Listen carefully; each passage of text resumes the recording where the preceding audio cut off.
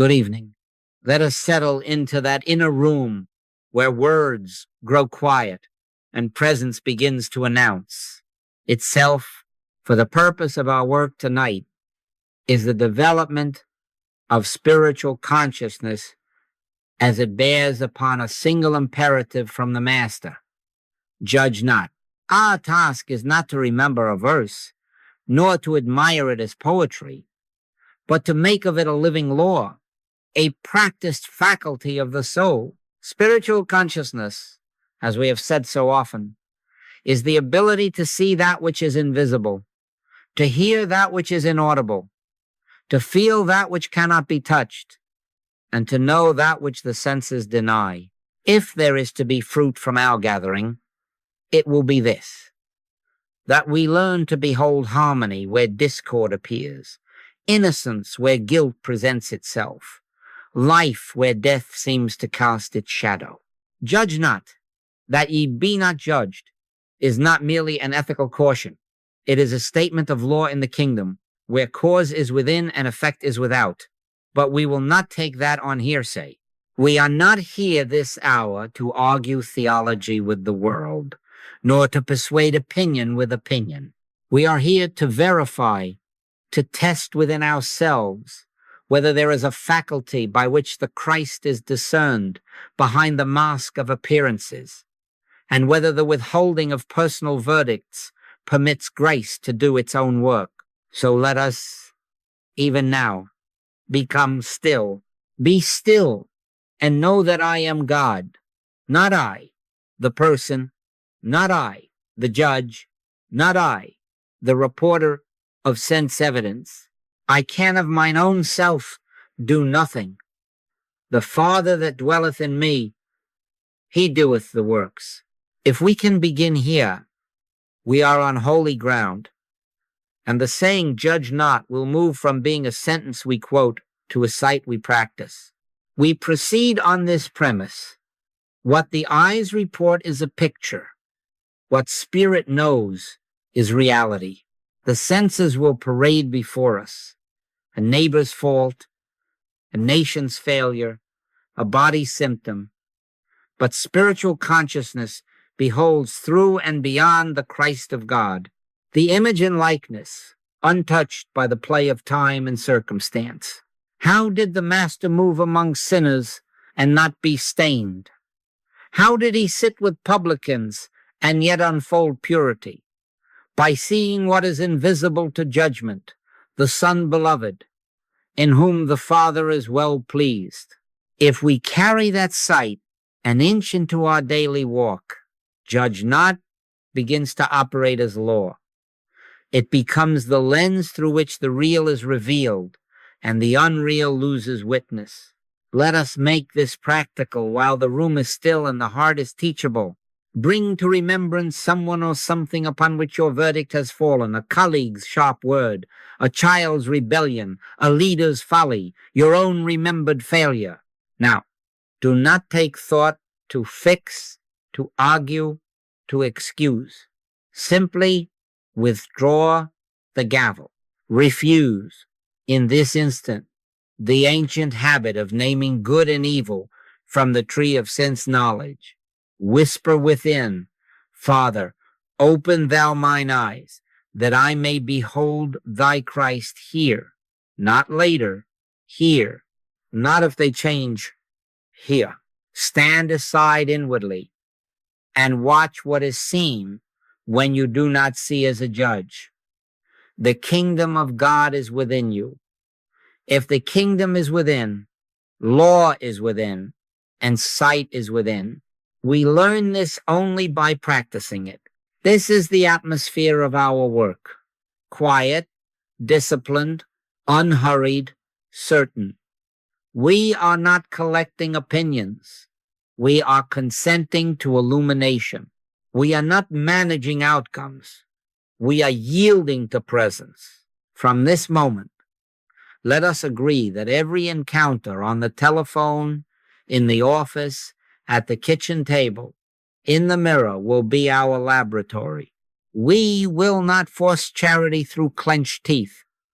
We will retire from verdicts and wait for the Comforter to interpret what the senses cannot. If I go not away, the Comforter will not come unto you.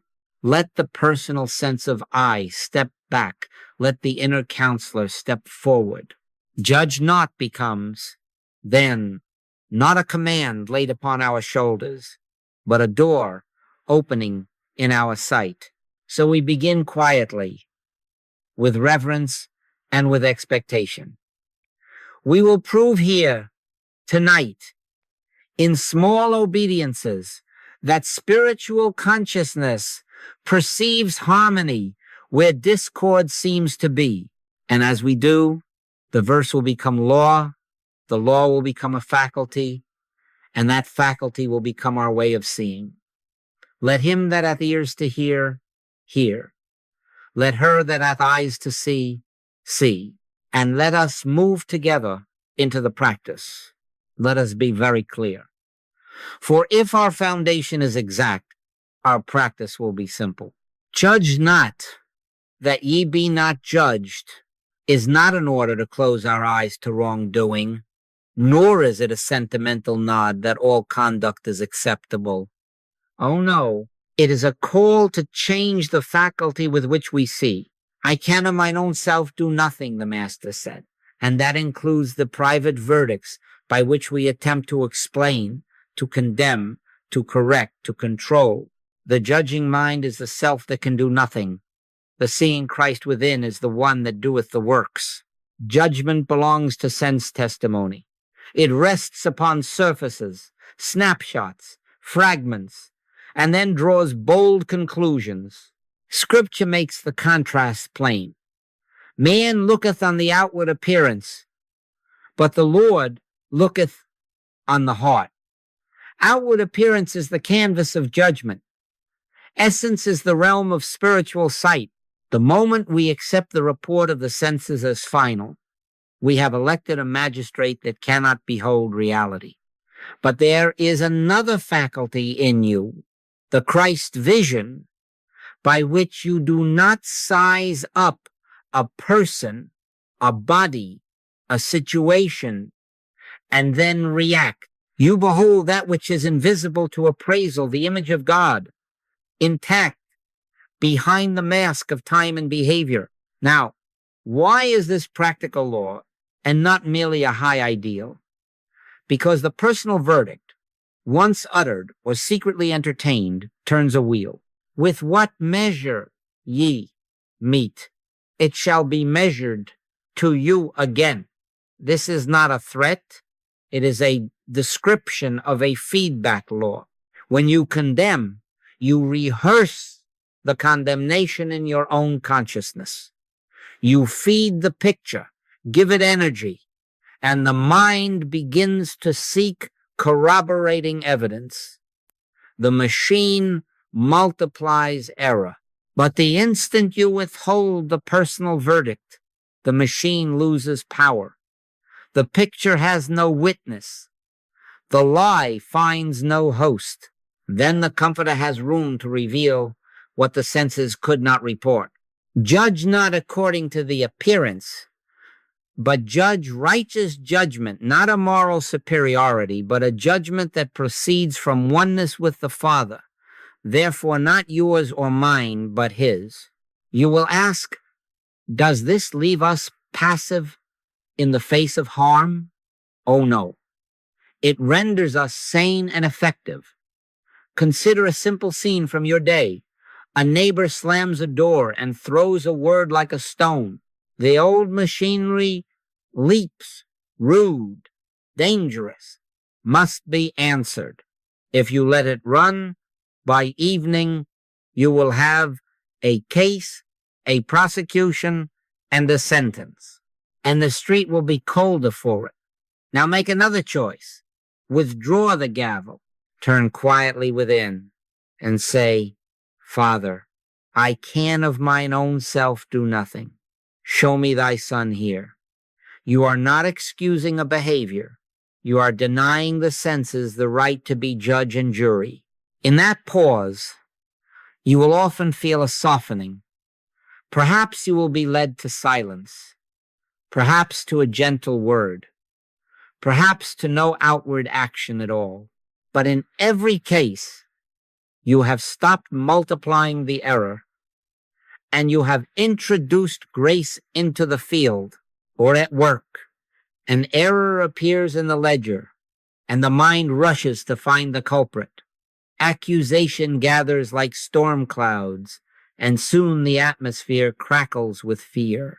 If, in that very moment, one among you retires within, Father, thou art the integrity of this office. Thy Christ is here, something changes. You may still correct the figures, retrain a process, or even dismiss a function that does not belong, but the correction will proceed without hatred, without the poison of personal blame. If I bear witness of myself, my witness is not true. When witness proceeds from the Father within, it becomes both light and remedy. This, then, is the mystical optic, the single eye. If thine eye be single, thy whole body shall be full of light. A single eye does not split the field into good people and bad people, deserving and undeserving, but beholds one life showing forth in degrees of clarity. From that sight, action is not abolished, it is purified. Speech is not silenced, it is made truthful and tender. Discipline is not erased. It is administered as love's correction, not as ego's revenge. From this moment, let us make the inner exchange. Where the temptation to judge arises, let the personal sense of I go away that the Comforter may come. Let us choose the Christ vision over sensory conclusions, not once, but 100 small times a day. In that choice, we halt the machinery that multiplies error, and we set the stage for grace to do what only grace can do. Reveal essence where only appearance was seen, and reconcile where the mind had already condemned. Now let us look squarely at the law that undergirds this work, for without understanding its operation, we will drift back to old habits and wonder why our sky darkens. The Master did not speak in riddles when he said, "For with what judgment ye judge, ye shall be judged, and with what measure ye mete, it shall be measured to you again." That is not a threat from a distant deity. It is the simple physics of consciousness. Mind is one. There are not private little minds hurling thoughts across space like stones. There is one mind appearing as many, one consciousness seeming to be divided into observers and observed. Therefore, whatever standard we set up in our thought, we bind ourselves to. If we mete out condemnation, we kneel under condemnation. If we mete out mercy, we walk in mercy. Why? Because there is no out there to send it to. It circles within the one field and touches us first, last, and throughout. You have seen this 100 times without naming it. You pass a verdict quickly. He is careless, she is dishonest, they are beyond help, and a mood descends. The body tightens, the breath shortens, the face hardens, and by evening, you have rehearsed the scene so often that you cannot lay it down.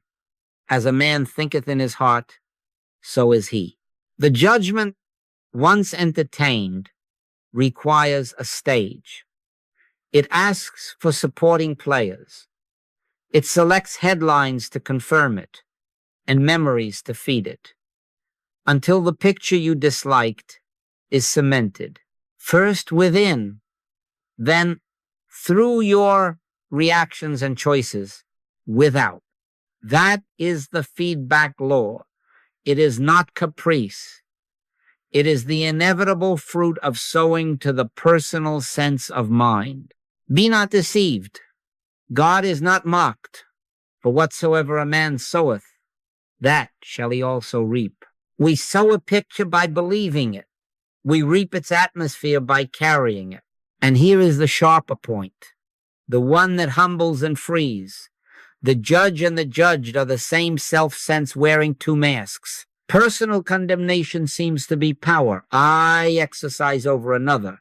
But what is the I that condemns? It is the very sense of separateness that is itself the bondage. When I stand as a little self, apart from source, pronouncing upon another little self, I am strengthening the belief in littleness and apartness. I am not only saying you are wrong, I am declaring, I am this private mind, and you are that private mind, and God is somewhere else. That declaration is the chain. It cannot issue in freedom. Judge not according to the appearance, the master counseled, but judge righteous judgment. Righteous judgment is not my improved opinion. It is the seeing that proceeds from the awareness of oneness, and therefore cannot condemn, for it finds not two to oppose, but one, life to reveal. Consider a small test you can make before the sun goes down. Call to mind a person toward whom you have held a quiet verdict. Notice what happens in you the moment you pick up the gavel. Does the heart open or close? Do you feel light or heavy? Is there warmth or a chill? That is the meter on your dashboard. It is telling you what world you are inhabiting. Now, withdraw the verdict only in your own heart and say, Father, thou alone art judge. Let me see thy son here. Do you not feel the air change? The external may not have shifted 1 inch, but the inner climate will have moved from storm to clearing, and you will have ceased rehearsing the very bondage you fear. Oh, I am not saying you will never be called to speak truth, to set boundaries, to act decisively. But mark this. Action born of condemnation begets more condemnation, because it carries the seed of separation. Action born of righteous judgment, that is, of the Father within, seeing its own image, carries correction without cruelty, light without heat, remedy without revenge. Blessed are the merciful, for they shall obtain mercy. The blessing is not postponed to a far heaven. It returns now, because mercy is the atmosphere of the one, mind, and cannot be held for another without bathing the one who holds it. If you will accept this diagnosis, half the cure is finished. Every time you condemn, you practice the role of the bound one. Every time you release, you rehearse freedom. The apparatus of suffering is identification with a private self that must protect, compare, accuse. The instant you step back into the awareness, I can of mine own self do nothing. The Father within me doeth the works. The apparatus begins to unwind. You have left the courtroom. You have entered the sanctuary. And from there, the law no longer boomerangs as punishment. It circulates as grace.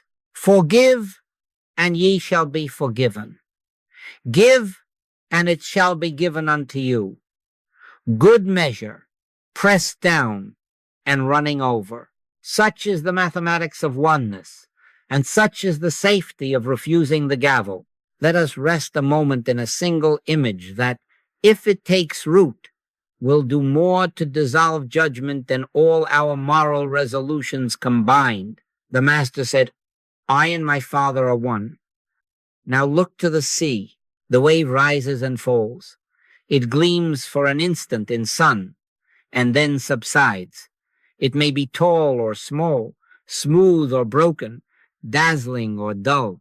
But tell me, when you behold the wave, are you seeing something other than the ocean?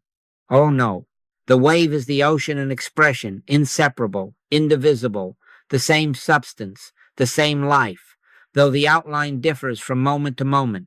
So it is with you, with me, with a neighbor who irritates us, with a leader who confounds us, with a child whose behavior challenges us.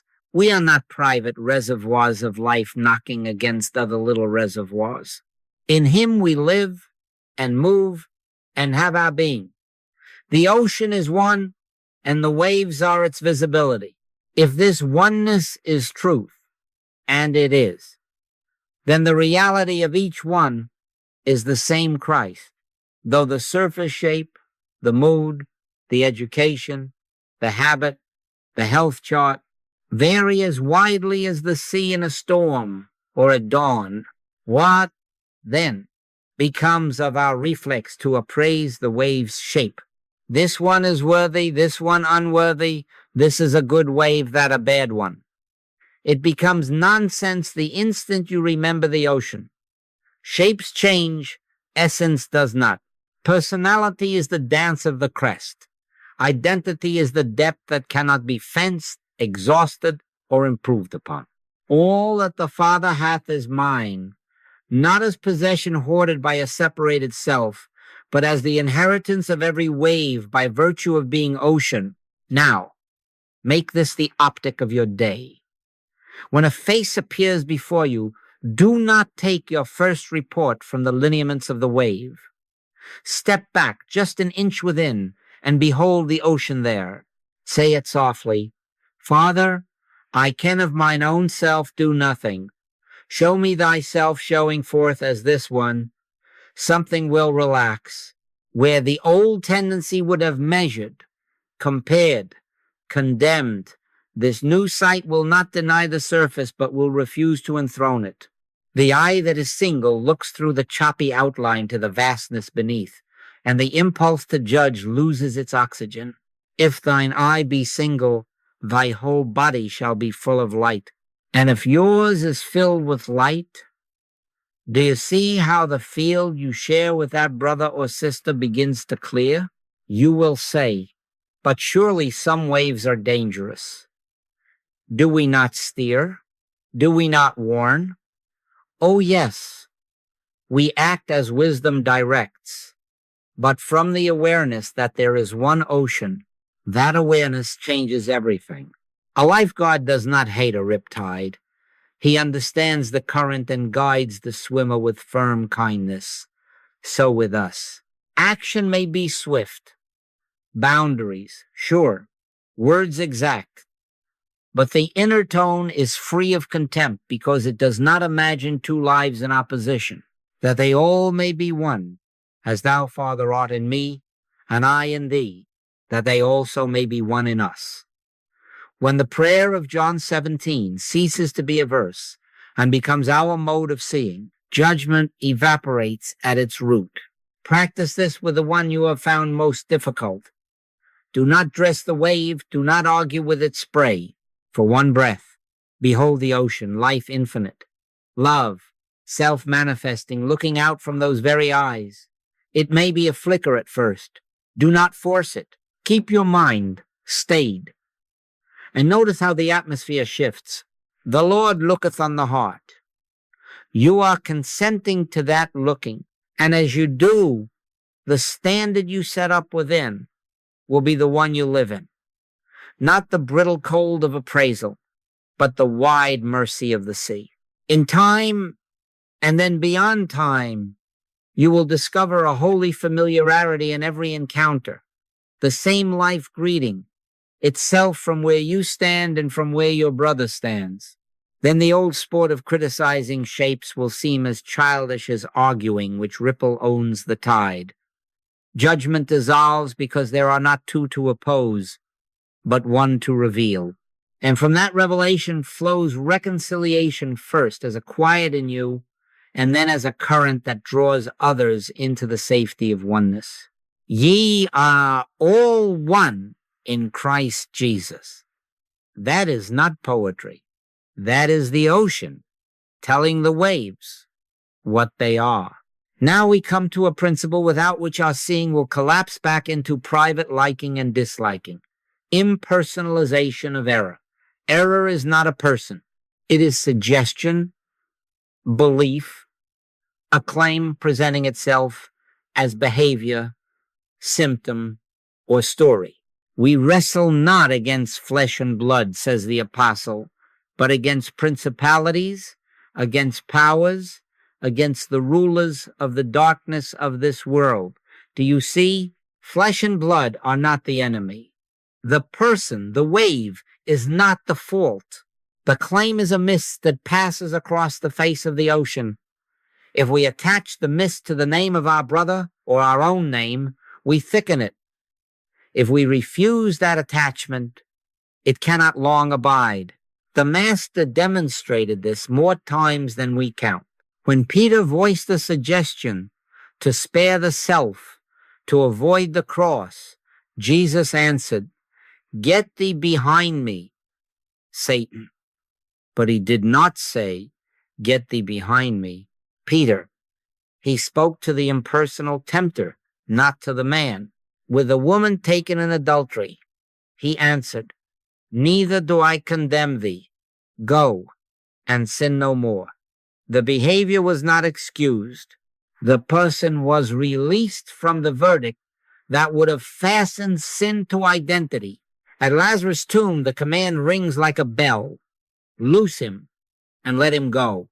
Loose him from what? From the wrappings, yes, but also from the community's final sentence. Dead, finished, defined by the appearance. In each case, the Christ refused to weld a lie to a name. Make this your practice. The next time fault appears on your horizon, anger in a colleague, defiance in a child, folly in a leader, a symptom in your own body, first, pause and separate. Say within yourself, "Father, I can of mine own self do nothing. Let me see thy Son here." Then name the claim for what it is, without drama. This is a suggestion of fear, a belief in lack, a habit of reaction, a picture of disease. It is not John. It is not Mary. It is not me. Refuse it the honor of a capital letter. Deny it a host. Do not argue with it. Do not massage it with moral outrage. Simply decline to join the lie to the person. Turn your inner eye to the ocean. Christ is the identity here. Christ is the integrity, the purity, the wholeness, the life. What happens when you do? The heat goes out of the seam. You may be led to speak a firm word, to draw a boundary, to change a procedure, or to be still and say nothing. But action will arise from light, not from the fever of condemnation. More than that, the claim, unfed by your attention, begins to wither. Resist the devil, and he will flee from you. Resistance here is not a grim struggle. It is a refusal to personalize the suggestion. Where you might once have said, "He is a liar," you now say, "Here is a lying suggestion," and it is not anyone's self. Where you were tempted to murmur, "My arthritis," you answer, "A picture of stiffness is knocking. Christ is my life, and life is not stiff." The lie loses its lodging when you will not sign the lease. This is what our Lord meant when he gave us the keys of binding and loosing. Whatsoever ye shall bind on earth shall be bound in heaven, and whatsoever ye shall loose on earth shall be loosed in heaven. If you bind a fault to a person with your thought, you bind yourself to that same atmosphere.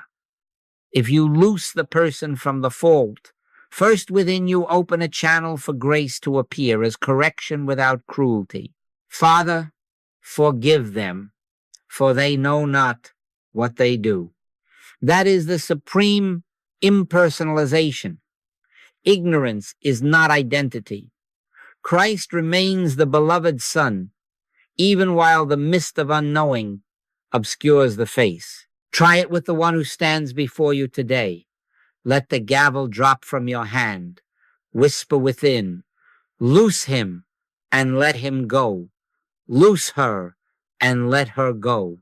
Loose me and let me go from every sentence I have passed upon myself and others. Then stand a moment in the single eye and witness the strange, sweet efficiency of love. Where you had a case, you will find a classroom. Where you had an adversary, you will discover a brother. Where you had a symptom, you will feel life stirring underneath. When error is impersonalized, love can recognize the Christ, and the lie, unfed and unhoused, dissolves back into its native nothingness. This is not avoidance. This is the way the Father within doeth the works. Having loosed error from persons, we must go a step further and loose ourselves from the ancient occupation of managing life by thought. Take no thought for your life, said the Master. What ye shall eat, or what ye shall drink, consider the lilies. We have read this as counsel about food and clothing. Let us hear it now as the end of mental policing of others and of self. Take no thought for your brother's behavior. Take no thought for your child's timetable of awakening. Take no thought for your body's hourly report. Oh, no, not negligence. Rather, the holy refusal to keep the world in orbit with your anxious plans. Which of you, by taking thought, can add 1 cubit unto his stature? Which of you, by rehearsing, correcting, scolding in the secrecy of your mind, can add 1 cubit to your neighbor's stature? The same law holds in both directions. Thought anxiety cannot enlarge life. Living by grace is not remote. It is the shift now from mental management to presence. Seek ye first the kingdom of God and his righteousness, and all these things shall be added unto you. Added by whom? Not by your cleverness, by the Father within, who doeth the works. Our task is presence, not policing. When you find yourself composing a private lecture for that colleague, arranging a conversion for that relative, tallying the progress of your own soul as if you were your schoolmaster, stop. Stand inwardly still. Father, I can of mine own self do nothing. Be thou the sight, the word, the act here. Then wait without strain. If a word is needed, it will come clothed in gentleness and accuracy. If silence is required, it will be full, not empty. If a boundary must be drawn, it will be firm without accusation. This is the efficiency of grace. It does not consult your fear. It carries its own authority. Do you see how judgment hides inside management? When I am busy fixing you in my mind, I have already judged you lacking and myself appointed to correct the lack. When I am busy fixing me, probing, prodding, grading, I have enthroned a little self as examiner and exiled the comforter. If I go not away, the comforter will not come unto you. Let the examiner go away, retire from the post, hand in your badge. The Spirit of truth does not need your surveillance to guide a life. It needs room, an uncluttered inner sky into which its own impulse can appear. And when it appears, it will be so simple that you may miss it. If you love drama, a quiet yes, a quiet no, a hand laid softly, a phone left unanswered, a check written, a door closed, a door opened without the heat of condemnation. Practice this in the body as well. Cease taking thought for your health as a daily audit. You cannot heal by staring at the thermometer of sensation. Acknowledge, Father, thou art the life of this temple. Thy law governs function. Thy rhythm beats this heart. Then go about your business without peeking to see if grace is working. Manna fell while Israel walked. The ravens fed Elijah when he had only a word and a brook. Jesus broke what appeared insufficient, and all did eat and were filled. How? Not by managing supply, but by beholding presence where figures failed. From this moment, make a small covenant.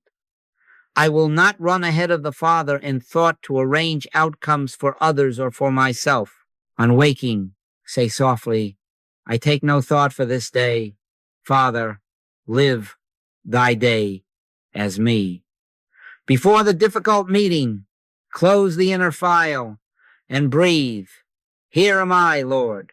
Speak, act, be.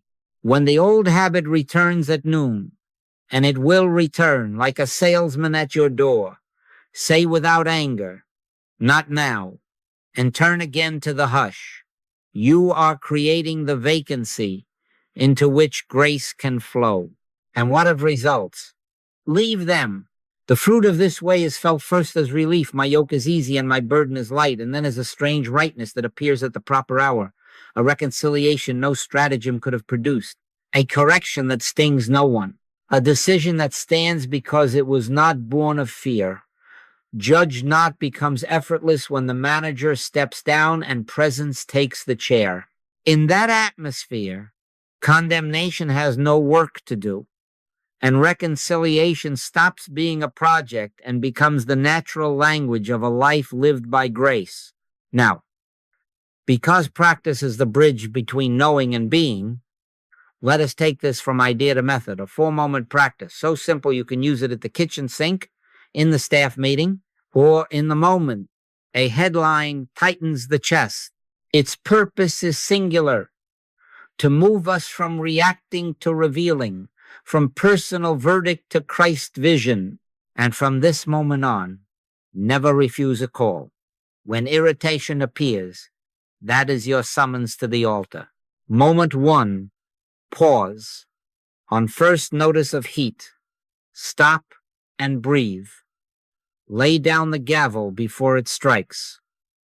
One breath is enough if it is honest. Be still and know that I am God.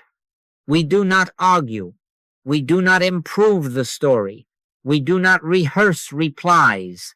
We simply still the machinery that multiplies error. In that single stillness, the boomerang of condemnation has no handhold. Think of it this way. You are stepping from the courtroom into the sanctuary. A neighbor's tone stings. A colleague's email pricks. In that very instant, close the inner file. Inhale, Father. Exhale, here am I.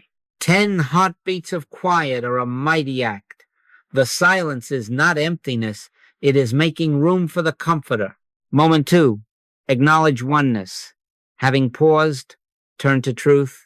Silently affirm, I and the Father are one, and so is this one in truth. All that the Father hath is ours. Not mine over against yours, ours in the ocean of life. In him we live and move and have our being. Let the wave know it is ocean. Feel the single eye open. If thine eye be single, thy whole body shall be full of light. You are not trying to like a personality. You are consenting to behold identity. Do not strain. Acknowledge. Acknowledge again.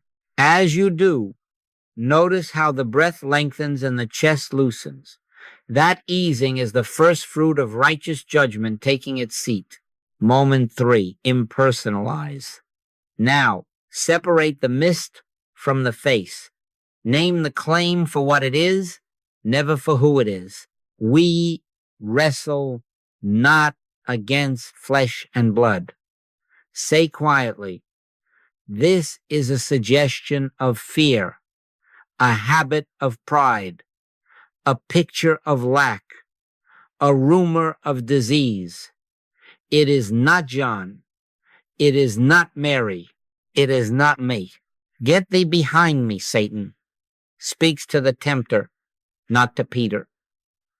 Neither do I condemn thee. Releases the person while refusing the act. Loose him and let him go. Loose her and let her go.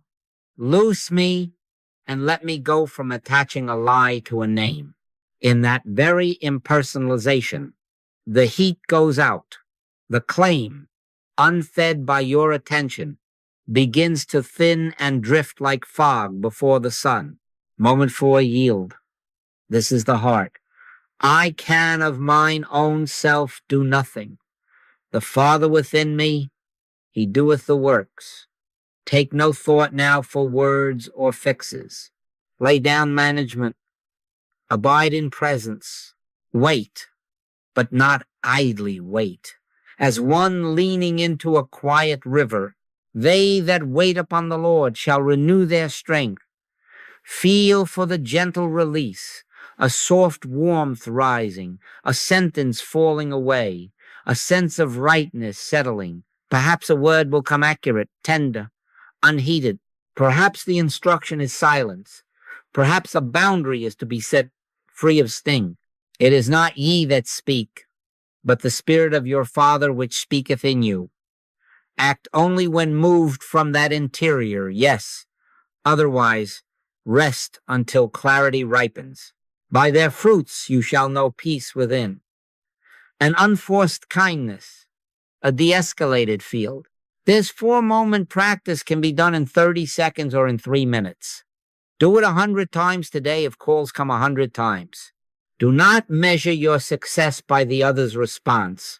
Measure it by the climate within. Are you less tight, more open, steadier? Then you have shifted from reaction to revelation, and you have ceased sowing to the old feedback law. Practice it upon yourself as faithfully as with your brother. When the mind begins, I should have, I always, I never, pause, acknowledge oneness, impersonalize the self-accusation as mere suggestion, yield to the Father, who blotteth out thy transgressions and remembers them no more. This is how self-judgment dissolves and grace takes the chair. And from that chair, reconciliation is not engineered. It appears like light through a window you remembered to open. Blessed are the peacemakers, for they shall be called the children of God. Let us live as such children, one pause at a time. Now let us face one more turning, without which our practice will remain dependent and our results uncertain. The day is passing when you can count on sending a telegram or even a late-night prayer request and have someone else hold the vision for you. Oh, I honor every season and every helper that got us to this room. But hear me. A constant reliance on another's capacity to see for you, to forgive for you, to withhold judgment for you, is a denial of the Christ in you. If I go not away, said the Master, the Comforter will not come unto you. If the external props do not go away, if at least your inward dependence on them does not, how shall the inward counselor take his chair? You are the wave. Yes, but the ocean is your life. Stop sending buckets to other shores for water that is surging within you. From this hour, never refuse a call. Takes on a fresh meaning. Never refuse a chance to decline judgment and to see rightly. The ring may be a colleague's tone, a child's misstep, a headline, or your own morning mirror.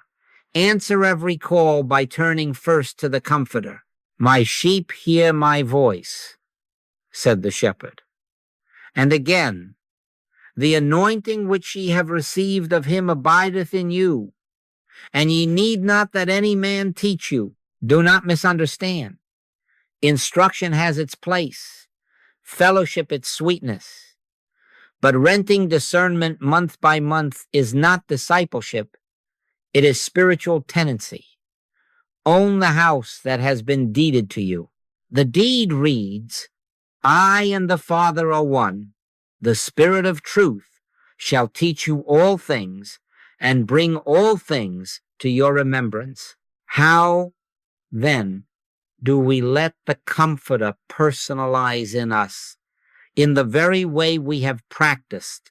Pause, yield the gavel, and in that stillness, instead of drafting a speech or phoning a confidant to fortify your case, say within, Father, Be the sight here, not my appraisal, thine. Then wait for the inward ease that always precedes his word. The instruction may be silence that heals more than argument, a sentence that is all spine and no sting, a boundary that is clear but not cruel. It is not ye that speak, but the Spirit of your Father which speaketh in you. And you will recognize him by his fruit, a poise that does not wobble when challenged, a correction that does not carry revenge, a tenderness that does not collapse into permissiveness. This is how guidance rises, not with fanfare, but as a rightness that needs no defense. You will be tempted, of course, to shop for verdicts.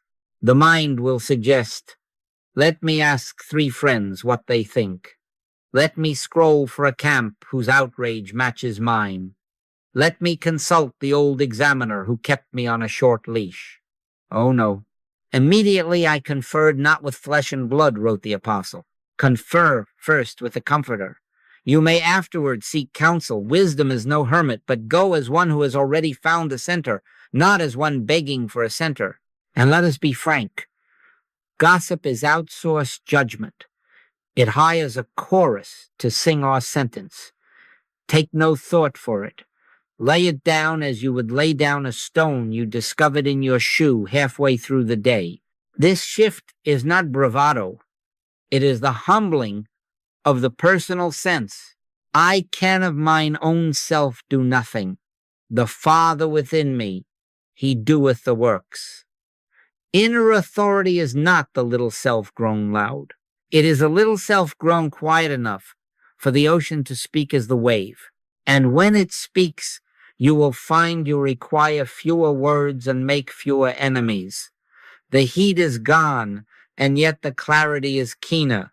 You will find yourself walking into rooms you used to avoid and discovering that reconciliation is not a project you carry, but a presence that arrives when you do. That is the Comforter operational. That is righteous judgment alive. So let us covenant together. From this moment, we stop renting discernment. We will not mortgage our peace to another's opinion, nor lease our sight to institutions or personalities, however respected. We will honor teachers by becoming students who practice, and practice until the teacher within stands up in us. In the next irritation, the next misunderstanding, the next self-accusation, answer the call. Father, see thyself here. Loose them, loose me from every verdict. Utter thy word. And then trust the still, small voice. He shall guide you into all truth. When we refuse personal verdicts and behold the Christ through oneness, self-judgment ends. Grace takes the chair, and we become not negotiators, but instruments quietly efficient of reconciliation. Now we take this out of the room and into the field, for truth unfelt at the kitchen table, in the office corridor, and before the glow of the evening news, remains an admired verse and not a living law. From this hour, every friction becomes a call. Never refuse a call to practice the sight we have been given. Applied non-judgment turns battlegrounds into classrooms for grace. And classrooms are where the teacher does the work. Begin at home, where old grooves run deepest. A loved one's tone sharpens. The story in your head leaps to its feet. Here we go again. I must defend. I must correct. Oh no. Pause.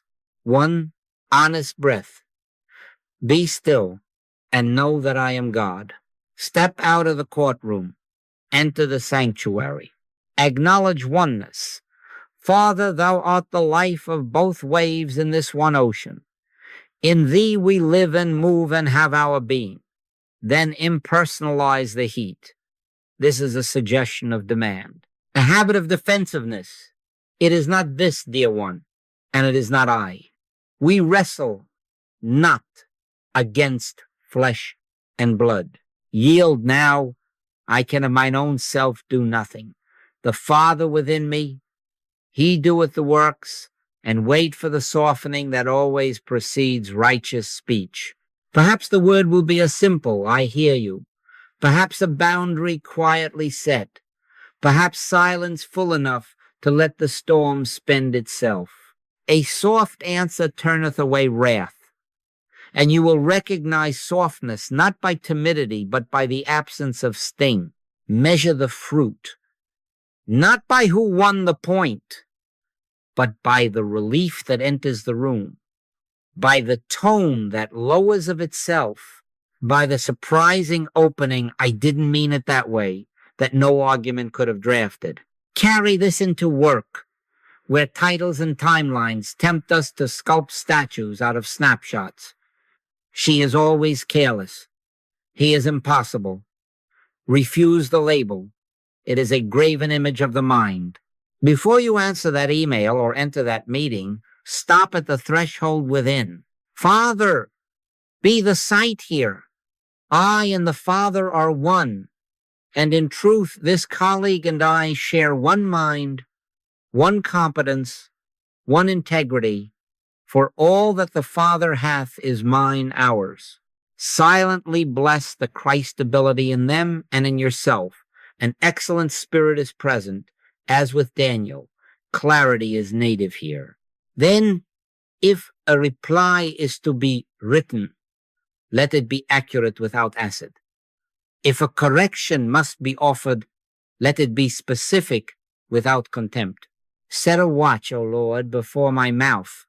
Keep the door of my lips. You will find that what looked like obstinacy may disclose as confusion. What seemed like sabotage reveals as overburden. What felt like rivalry becomes partnership when the gavel is laid down and the single eye opens. Again, do not count success by the speed of compliance, but by the climate within you and around you. Less heat, more yes. Fewer words, more work done. Doors that had been closed without explanation, unlocking with a click. And now the great arena of public discourse, where the age's principalities recruit us with headlines and hashtags, consume news without venom, read as one who lives by grace, not by outrage. Before you scroll, remember, judge not, that ye be not judged. And as faces parade across the screen, leaders, pundits, protesters, bless the Christ in all sides. Impersonalize the claims without excusing the acts. This is a suggestion of fear here, a belief in lack there, a habit of domination there. Loose them, loose me from these verdicts. Abstain from amplifying contempt. Do not forward the sneer or share the scorn. Bless them that curse you. Do good to them that hate you, and pray for them which despitefully use you. Your page, your table, your conversation can become a small sanctuary where truth is spoken without bile, where positions are examined, yes, but persons are not prosecuted. Choose one simple fast each day. No posting until you have paused and yielded. No sentence sent until it can pass through peace. You will watch your own heart soften. You will notice you understand more and fear less. And sometimes, in ways that will surprise you, you will become a quiet bridge across a divide that was declared impassable. By their fruits ye shall know. Do not look first for converted opponents or unanimous meetings or headlines turned to songs. Look for the inward ease. My yoke is easy, and my burden is light. And for the unforced tone that accompanies it, look for the classroom where a battlefield stood yesterday, for the teacher's presence in the silence after you decided not to send that sentence, for the reconciliation that arrives without your engineering. This is how grace enters the field, not with fanfare, but with rightness. So from this moment, let us practice in place home, work, nation, answering every call with pause, oneness, impersonalization, and yield. Take no thought to manage outcomes. Consent to presence. And you will find that the Father within you doeth the works, turning the old sport of judging into the new vocation of peace. Blessed are the peacemakers, for they shall be called the children of God. Let us be about our Father's business. And as we are about our Father's business, something remarkable begins quietly, without trumpet or banner. After a season of pausing, acknowledging, impersonalizing, and yielding, there comes a point I have long called transition. Truth begins to utter itself. You are no longer reaching for the practice. The practice is reaching for you. Non-judgment arrives before thought can rehearse a case. The eyes begin to look through, not at. The ear hears beneath the words to the life speaking. The heart answers before the mind can summon its jurors. It is not ye that speak, says the Master, but the Spirit of your Father which speaketh in you. When that happens, the gavel is not laid down with effort. It simply is not in your hand. How will you know this dawn? Not by fireworks, oh no, but by these quiet marks. Peace comes quicker, as if it had been waiting just outside the door. A situation that used to steal an afternoon now releases you after a few breaths. You notice a waning appetite for fault-finding. It tastes flat on the tongue, as if you had outgrown a childish candy. Creative answers appear, unplanned sentences unheeded yet strong, ways forward you had not sketched. The Spirit bloweth where it listeth, and you hear the sound thereof. The 4 moments fold into one. Sometimes there is only a glance inward, a single Father, and the atmosphere changes. The single eye opens of itself, and thy whole body shall be full of light. In this transition, oneness is no longer a thought to be held. It is a climate you discover yourself in. The wave knows ocean by feel. You enter the meeting that used to tighten your chest, and you find yourself blessing competence before a word is spoken. Then the right phrase comes, accurate without acid, and the room relaxes. You approach the old family friction, and before any rehearsed reply can rise, an apology appears at your own lips, clean and simple, or no words are needed at all, and you watch the tension break like a thin film in warm water. Out of his belly shall flow rivers of living water. Flow is the sign, not push, not pose, flow. This is living by grace. Diligence has ripened into effortlessness, and goodness ceases to be a project to manage. You bear witness rather than bear burdens, not by might, nor by power, but by my Spirit, saith the Lord. Where once you framed your day as a series of potential entanglements to be policed, you find yourself moving through scenes that seem pre-gentled. You catch yourself preferring silence to the clever remark, presence to the ready verdict. And in that preference, reconciliations bloom where debates used to smolder. You do not suppress judgment with gritted teeth. Judgment simply does not present itself as the first lens. The peace of God, which passeth all understanding, keeps your heart and mind not as a fortress you must guard, but as an atmosphere that guards you. Be watchful here, not anxious, but humbly alert. The old self will try to take credit for the ease. See what a patient soul I am. Yet the truth remains. I can of mine own self do nothing. The Father within me, he doeth the works. Guard the humility of this hour by continuing the simple acknowledgments that brought you to it, not to earn grace now, but to consent to it thanksgiving as breath. Do not turn transition into a trophy to be shown or measured. The kingdom of God cometh not with observation. The kingdom of God is within you. If a day feels thicker, do not scold yourself back into performance. Return to the pause and let the Comforter take his seat again. Be transformed by the renewing of your mind, not by the tightening of your will.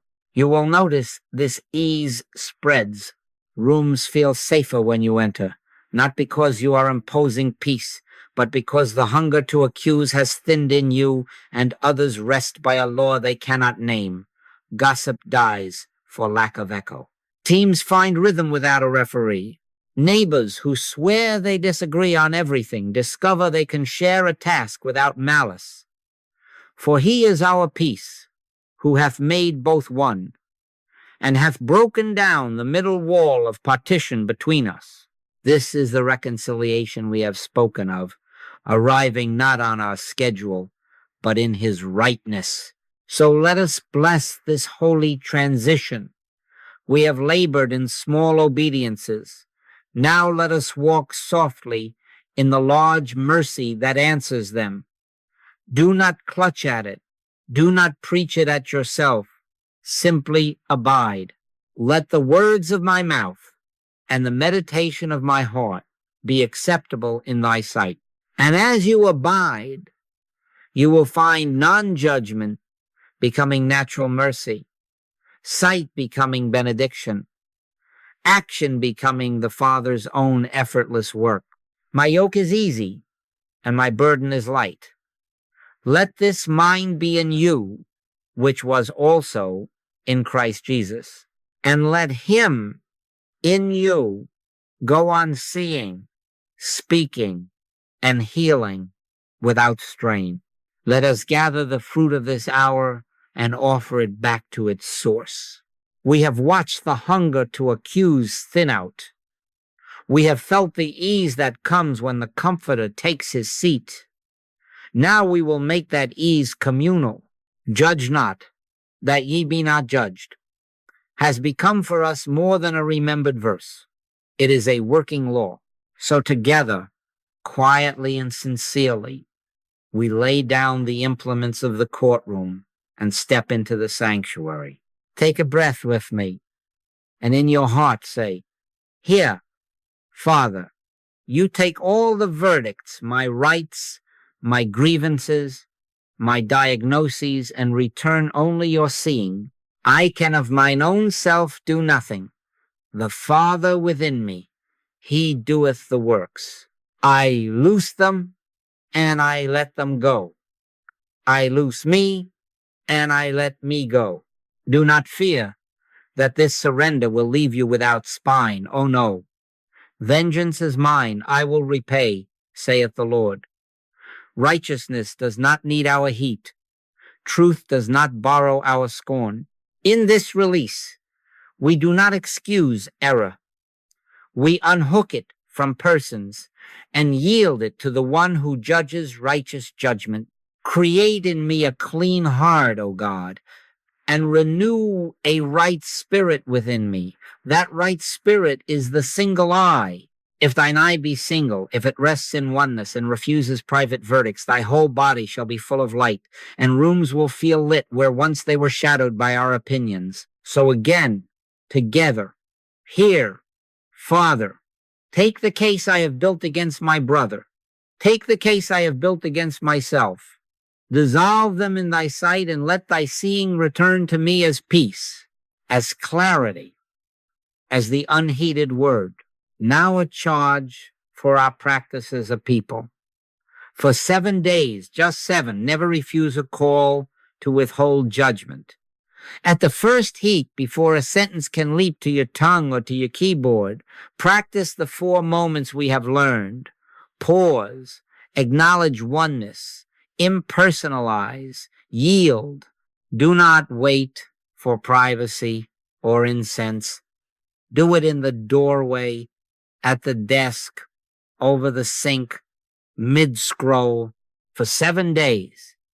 Let every irritation become an altar, and every altar the place where the Comforter speaks. And let us add one more thread to weave the net: thanksgiving with every interaction. Silently bless the Christ you behold, whether the face agrees with you or opposes you, whether it pleases or pricks. In everything give thanks. Bless them that curse you. Do good to them that hate you. Pray for them which despitefully use you, not as moral heroism, but as recognition. I and my Father are one, and in truth, this one is not outside that oneness. Then leave the results in God's keeping. Commit thy way unto the Lord. Trust also in him, and he shall bring it to pass. Make it practical. On waking, Father, take this day's verdicts before they arise. Return only thy seeing. At noon, here am I, Lord. Keep the door of my lips. At the evening noon, I refuse the gavel. Let thine eye be my eye. Show me how to bless without blindness. And every time the old self reaches for the hammer of rightness, smile inwardly and say, not mine, Father, thine, casting all your care upon him, for he careth for you. Care is his. Clarity is his. Correction is his. Ours is consent and thanksgiving. Watch what happens when a people do this together. Where 2 or 3 are gathered in my name, there am I in the midst of them. The midst changes, the temperature lowers. The middle wall of partition weakens. And conversations that once collapsed into camps become classrooms for grace. You will find yourselves speaking fewer words and doing more good. You will sense a mutual relief, as if a heavy thing were taken off the table, not by might, nor by power, but by my Spirit, saith the Lord. That Spirit is the governor of outcomes. Let it govern. So this is our communal surrender and our gentle vow. From this moment, we lay down every gavel. We release every private sentence, pro, con, or clever, and we let divine sight do the works for the healing of divides. Forgive us our debts as we forgive our debtors, and let the forgiveness be the Father's forgiving in us. If some case tries to resume tomorrow, we will not wrestle. We will return to the 4 moments and to this prayer. Here, Father, you take all the verdicts. Return only your seeing.